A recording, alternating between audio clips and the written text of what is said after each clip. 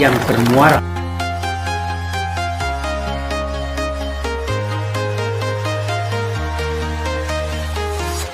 I'm walking alone, the streets are empty.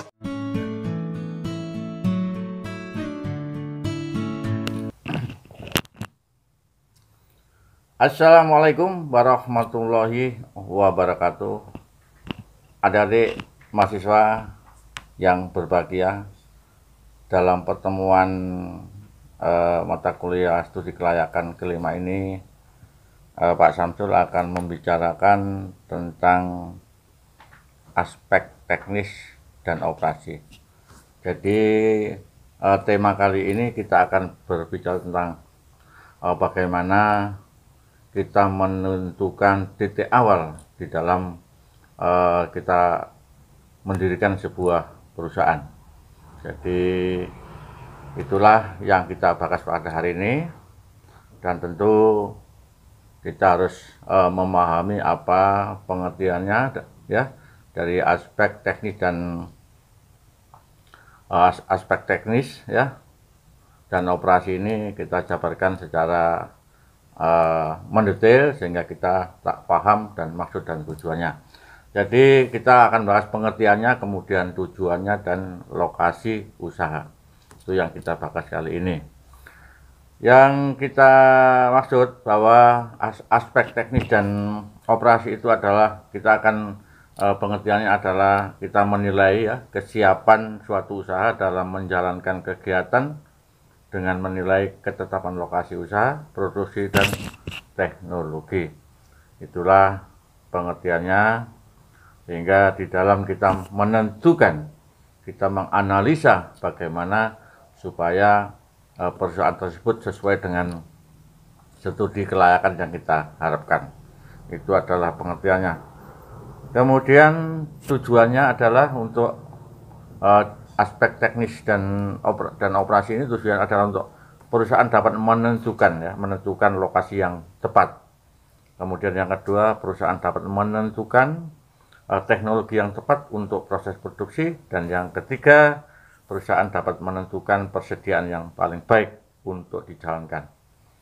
Kemudian selanjutnya, perusahaan dapat menentukan kualitas tenaga kerja terbaik yang dibutuhkan sekarang dan masa mendatang. Jadi kalau kita melihat tujuannya bahwa kita akan menganalisa bagaimana tempat tersebut ya, kemudian bagaimana pemasaran, bagaimana bahan baku, bagaimana transportasi, semua akan kita analisa sehingga kita menemukan tempat yang layak. Karena setiap kita membuat sebuah perusahaan yang baru atau ekspansi, kita akan memilih lokasi. Jadi lokasi ini sangat menentukan. Ya, agar kita bagaimana hal ini bisa tercakup semua antara marketing ya, transportasi, kemudian bahan baku, dan semuanya ini bisa dijangkau dengan harga yang serendah mungkin. Itu tujuan. Kemudian kita menjelaskan tentang lokasi ya, lokasi usaha. Nah, kalau kita bicara dengan lokasi usaha, tentu yang pertama kita adalah lokasi kantor. Lokasi kantor itu adalah sebuah lokasi yang mana ini adalah secara administrasi. Perlu saya sampaikan bahwa setiap perusahaan itu belum tentu perusahaan tersebut ketika perusahaan itu ada di tempat A, apakah kantornya di A? Belum tentu. Jadi kantor ini biasanya mendekat daripada pemerintahan, lembaga keuangan, pasar, sarana, dan prasarana. Jadi kalau ketika kita melihat perusahaan Ciwi Kimia, itu kantor pusat ada di Jakarta. Jadi mereka mendekat dengan birokrasi ya, sehingga cepat di dalam melaksanakan suatu nego, karena ini bersifat internasional, yaitu ya seperti di Ciwi Kimia itu kantornya di Jakarta. Jadi Pak Samsul pernah mengunjungi ke sana. Itu lokasi kantor. Kemudian lokasi pabrik. Maka kalau kita berbicara tentang lokasi pabrik, maka kita akan faktor utama itu adalah ketersediaan ya bahan ya baku, letak pasar, listrik, air, tenaga kerja, dan transportasi, kemudian faktor pendukung atau hukum. Nah, ini lokasi ini juga sangat menentukan. Kalau tadi saya sebutkan bagaimana bahan baku, apakah bisa masuk, kemudian pasarnya, listriknya, airnya, semua ini juga berkaitan dengan hukumnya, juga dengan lingkungannya, masyarakatnya. Nanti kita analisa bagaimana cara menentukan sebuah perusahaan ya, di mana letak yang terbaik. Kemudian kemudian lokasi gudang. Nah, kawasan gudang, kawasan industri, pasar bahan baku dan sarana dan prasarana. Jadi kawasan gudang ini seperti di daerah Sidoarjo ya, tepatnya di daerah Balongbong. Itu kalau Anda tahu ke bypass arah Balongbong belok kiri, itu arah ke Surabaya, itu adalah kawasan industri, itu kawasan pergudangan. Jadi banyak pabrik yang tidak ada di situ, tetapi mereka hanya ada gudangnya, itu ya.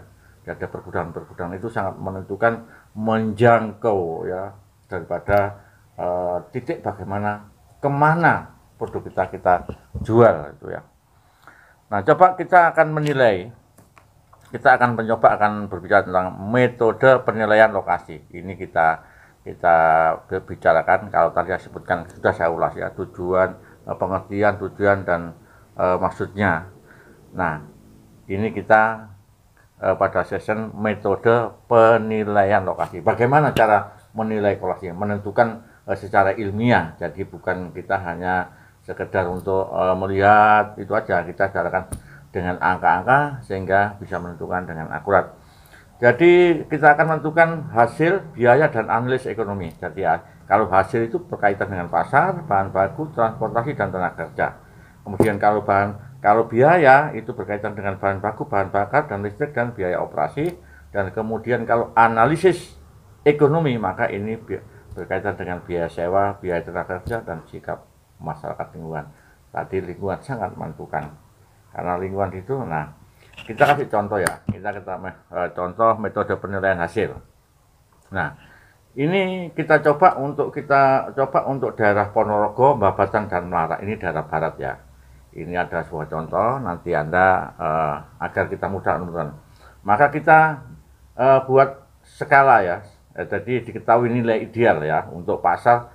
Pasar itu adalah 40, bahan baku 30, transportasi 15, kemudian tenaga kerja 10, dan lainnya 5, jumlahnya 100.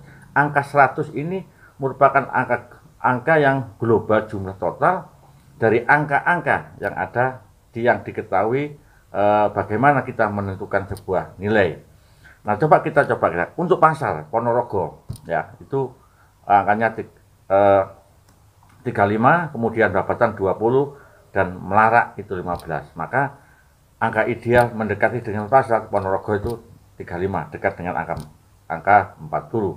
Kemudian kalau bahan baku nilai ideal 30, kemudian Ponorogo 25, Babatan 25, dan Melarak adalah 20. Maka angka 25 Babatan dengan itu hampir sama, nilainya sama. Maka akan mendekat angka 30. Kemudian transportasi itu dengan ideal 15, kemudian Ponorogo 13, Babatan 7, dan Melarak 11. Maka angka ideal yang paling dekat dengan 15 adalah Ponorogo. Tenaga kerja 10 ya, kemudian lainnya itu 9, dan lainnya 5, dan maka kalau kita lihat secara global total di sini, maka angkanya Ponorogo 87, Babatan 67, Melarak 59. Maka yang paling mendekat dengan angka ideal adalah 87. Maka untuk metode penilaian hasil itu yang terbaik adalah kota daerah Ponorogo. Ini metode penilaian hasil ya, coba. Nah, sekarang kita coba untuk metode penilaian perbandingan biaya. Nah, biaya, bagaimana biaya itu, entah itu tenaga kerja itu atau yang lainnya, ini berkaitan dengan pajak dan sebagainya. Nah, coba kita lihat ya, ini kebutuhan perusahaan adalah bahan baku, bahan bakar, operasi, biaya umum, biaya lainnya dan sebagainya. Untuk kebutuhan idealnya, seperti ya, Ponorogo itu 140 ya, kemudian Babatan 150, Melarak 130. Nah, kalau dilihat sini ya, biaya perbandingan untuk biaya paling mahal itu adalah Babatan. Nah, ini 300. Kalau total 330 ya, ini coba Anda ada lihat total di bawah itu ada angka 330 ya. Maka kemudian Melarak 310 dan Ponorogo 300. Maka untuk perbandingan biaya yang paling murah itu adalah Ponorogo. Pasti Ponorogo masih tempat yang paling ideal untuk menentukan perusahaan, ya. Nah, kemudian kita coba untuk analisis ekonomi. Ini ekonomi berkaitan dengan biaya, ya. Ekonomi. Nah, ini coba kita lihat. Biaya sewa, ya, ini sewa gudang dan itu ya untuk Ponorogo 200.000 ya. Kemudian Babadan 150.000, terus kemudian Melarak 175.000. Ini skala ya, skala artinya ini bisa 200 juta atau bagaimana. Ini hanya tinggal menambah angka-angka di belakangnya, tapi ini skalanya adalah 200.000. Nah, kemudian biaya tenaga kerja 900.000.